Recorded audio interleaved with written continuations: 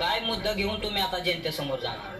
सर्वप्रथम तर जय महाराष्ट्र टीमचं मी खूप खूप आभार व्यक्त करते की सामान्य घराण्यातून पुढे आलेली आणि चळवळीचे संघर्षातून मी पुढे आलेली एक महिला भगिनी मैदानात उतरलेली आहे।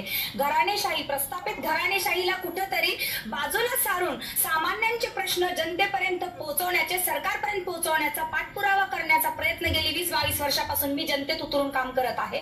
परंतु आज आपण बघितलं तर इथे दोन्ही पक्षांचे म्हणजे राष्ट्रवादी स्प्लिट झालेल्या दोन्ही कार्यकर्ते असे बोलत आहेत की विकास विकास विकास, पण फक्त बारामतीचा विकास म्हणजे पूर्ण बारामती लोकसभा मतदारसंघाचा विकास येत नाही। कारण भोर, वेल्हा, मुळशी, पुरंदर, खडकवासला 2, बारामती आणि इंदापूर या मतदारसंघामध्ये आम्ही ज्यावेळेस गावभेटी दौरे केले पण सामान्यातल्या सामान्य स्त्रीचे प्रश्न सुटलेले नाहीत। मग मोदी सरकार असो म्हणजे महायुती सरकार असेल किंवा महाविकास आघाडी सरकार असेल, आजपर्यंत सामान्यांचे प्रश्न सुटलेले नाहीत। दुधाला भाव नाही, शेतकऱ्यांच्या मालाला हमी भाव नाही आणि आज अशा गोष्टी घेऊन आम्ही मैदानात उतरत आहोत। पाणी प्रश्न जो आहे तो सुटलेला नाही। आजही ग्रामीण भागातल्या महिलांना पिण्याला पाणी नाही, जनावरांना चारा नाही। मग हे प्रश्न जर सुटले नाहीत तर आपण याला सर्वांगीण विकास म्हणू का?